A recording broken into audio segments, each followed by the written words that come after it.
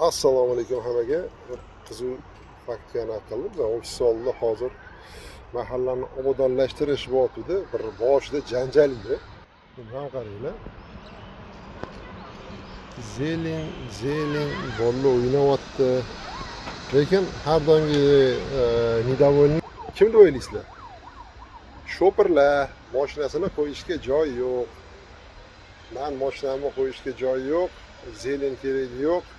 Deyapti, lekin eng qizig'i qaranglar, shu oldin joyda shuncha bola o'ynayapti. Sal kechroq ishdan keyin kechki payt bu yerda yana ham odam ko'payadi, mana bulardan foydalanadi. Shunda ham mana joyni atvoyevать qilishdi, parkovka bo'lish uchun qisman.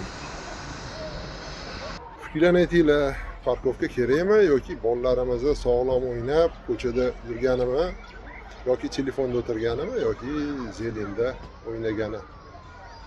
Like qilganlarga